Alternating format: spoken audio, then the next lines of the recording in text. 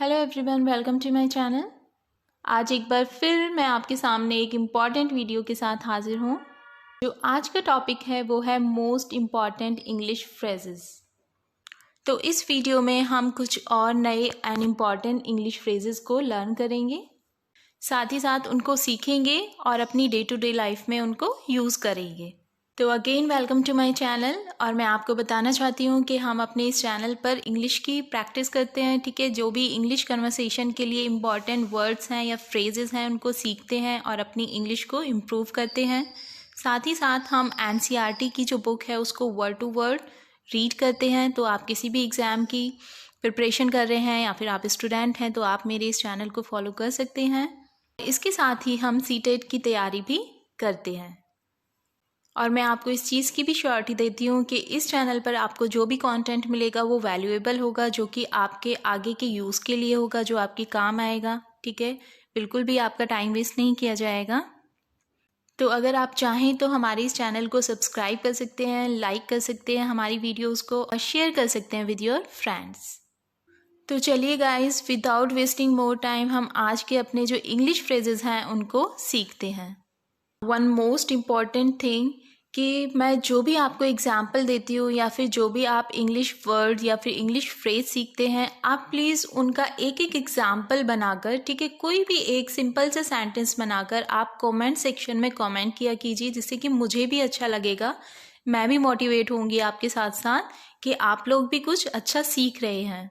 साथ ही अगर आप ऐसा करते हैं तो आपकी भी इंग्लिश जो है इम्प्रूव होगी, आपको जो भी फ्रेजेस या फिर जो भी वर्ड होते हैं उनको सीखने में आसानी होगी और लॉन्ग टाइम तक आप उस चीज़ को याद रख सकेंगे। तो गाइज़, अगर आप ऐसा करते हैं तो ये हम दोनों के लिए एक मोटिवेशन का काम करेगा। So please this is my request कि जो भी आप सीखते हैं उस पर एक एक सेंटेंस बनाकर आप कमेंट सेक्शन में उसको सेंड कीजिए। मैं उसको ज़रूर देखूंगी और शायद हो सकता है कि मुझे भी आप लोगों से कुछ सीखने को मिलेगा, मैं भी आपसे कुछ नया सीख सकती हूँ। तो चलिए वीडियो स्टार्ट करते हैं। Our first English phrase is Achilles heels. Achilles heels means होता है वीक पॉइंट, ठीक है, जो वीकनेस होती है किसी पर्सन की, क्योंकि आपको पता है कि हम सभी की कुछ स्ट्रेंथ होती हैं और कुछ हमारी वीकनेस होती हैं, ठीक है। तो हमारे जो वीक पॉइंट होते हैं या फिर हमारी जो वीकनेस होती है उसको हम बोलते हैं Achilles हील्स, ठीक है। तो इसका एग्जाम्पल मैं आपको देती हूँ। Do not ever show your Achilles heels to anyone, ठीक है। आप कभी भी अपनी जो कमियां या फिर आप कह सकते हैं कि जो भी आपकी Achilles हील्स हैं या फिर जो भी आपके वीक पॉइंट है, जो भी आपकी वीकनेस है, ठीक है, आप सभी के सामने या फिर किसी भी अदर पर्सन के सामने उसको आप नहीं रखें, क्योंकि आपको पता है कि कभी कभी क्या होता है कि जो अदर पर्सन है उस चीज़ का फ़ायदा उठा जाते हैं, ठीक है। जो भी आपके वीक पॉइंट है या फिर आपकी वीकनेस है उसको वो यूज़ कर लेते हैं और उसको गलत तरीके से यूज़ कर लेते हैं, जिससे कि ये आपके लिए हार्मफुल हो सकता है।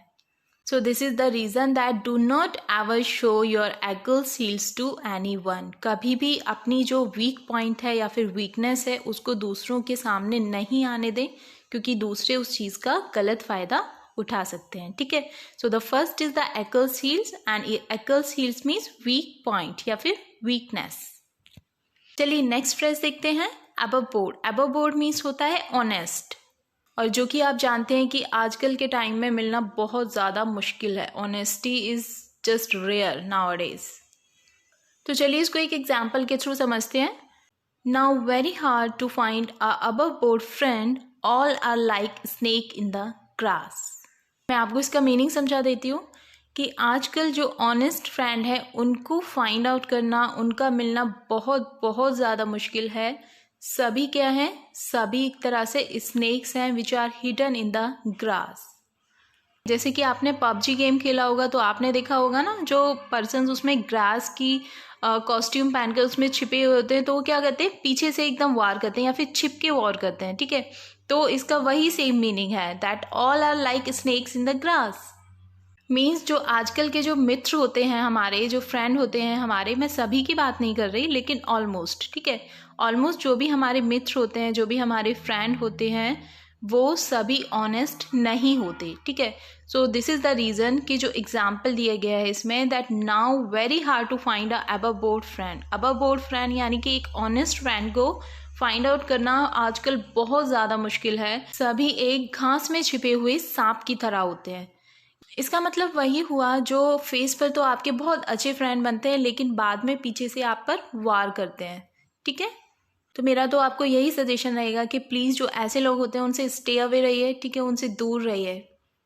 तो गाइस आपको यहाँ पर 2 इंग्लिश फ्रेजेस मिल गए हैं, एक तो अबव बोर्ड, ठीक है, ऑनेस्ट, और दूसरा जो आप इसके एग्जाम्पल में देख रहे हैं यहाँ पर आप देख सकते हैं, all are like snake in the grass, ठीक है। ये भी एक इंग्लिश फ्रेज है, ठीक है।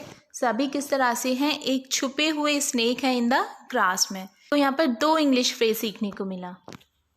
चलिए नेक्स्ट इंग्लिश फ्रेज देख लेते हैं, keep the wolf away from the door, ठीक है। इस इंग्लिश फ्रेज का जो मीनिंग है वो है अवॉइड स्टार्वेशन। स्टार्वेशन होता है भूखमरी, ठीक है, भूखमरी या फिर लैक ऑफ फूड, उसको अवॉइड करना। चलिए इसके एग्जाम्पल देखते हैं। I am doing this job only to keep the wolf away from the door. मैं इस जॉब को सिर्फ इसलिए कर रहा हूँ क्योंकि मैं जो स्टारवेशन है या फिर लैक ऑफ फूड है उसको अपने से दूर रखना चाहता हूँ, ठीक है। So this is the reason that I am doing this job.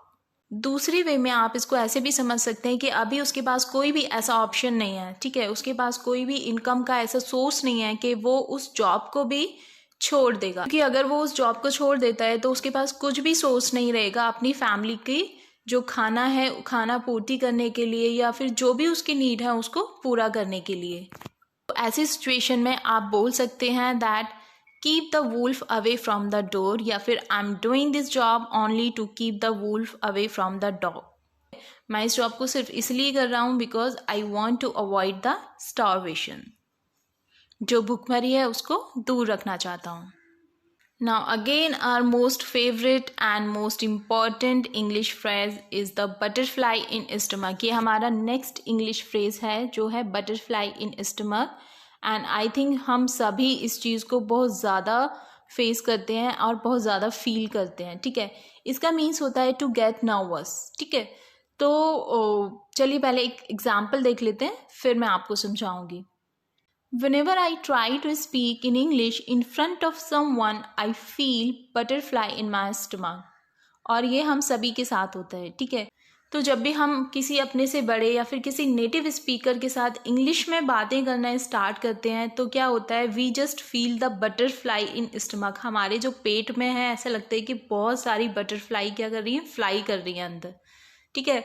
We feel the jittery, ठीक है, हम नर्वस हो जाते हैं उस टाइम पर। तो वो जो नर्वसनेस होती है उस नर्वसनेस को बताने के लिए आप इस फ्रेज का यूज़ कर सकते हैं, butterfly in stomach.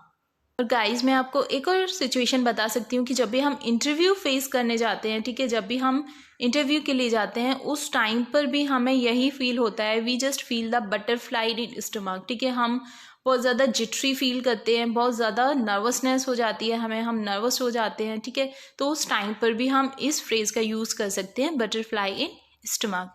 Whenever I try to speak in English in front of someone, I feel butterfly in stomach। मुझे क्या होता है, बहुत ज़्यादा नर्वसनेस फील होती है। लेकिन गाइज मेरा यही सजेशन रहेगा कि ये जो बटरफ्लाई इन स्टमक है, ये जो जिटरी है, आप इसको प्लीज़ दूर करें और इंग्लिश को बोलना स्टार्ट करें, क्योंकि आपको स्टार्टिंग में ही जो है ये सब फेस करने को मिलेगा और उसके बाद आप इन सब के यूज टू हो जाएंगे और आपको इफेक्ट नहीं पड़ेगा इतना। ओके तो ये सभी क्या है, हमारी टीथिंग प्रॉब्लम्स होती हैं। टीथिंग प्रॉब्लम्स मीन्स ये सभी हमारी शुरुआती दिक्कतें होती हैं जो शुरुआत में हमको फेस करनी होती हैं, लेकिन उसके बाद हम हैबिचुअल हो जाते हैं, उसके बाद हमारे अंदर थोड़ा सा कॉन्फिडेंस बिल्डअप हो जाता है, जैसे कि हमें ये सभी नर्वसनेस फील नहीं करनी पड़ती। चलिए तो अब अपना नेक्स्ट और लास्ट इंग्लिश फ्रेज देख लेते हैं, वो है expensive Castrol. Expensive Castrol means होता है डे ड्रीमिंग। हिंदी में आपने सुना होगा ख्याली पुलाव, ठीक है, हिंदी में इसको बोलते हैं ख्याली पुलाव। तो इसका पहले तो एग्जाम्पल देखते हैं। We should not make expensive casserole and accept the reality. ठीक है, हमको ख्याली पुलाव नहीं बनाना चाहिए, जो भी रियलिटी है, जो भी वास्तविकता है उसमें हमको बिलीव रखना चाहिए, उसको देखना चाहिए। ठीक है, क्योंकि कभी कभी ऐसा होता है कि हम ख्यालों में और ख्याली दुनिया में ही खोए रहते हैं और हमको जो रियलिटी है वो हमें दिखाई नहीं देती है।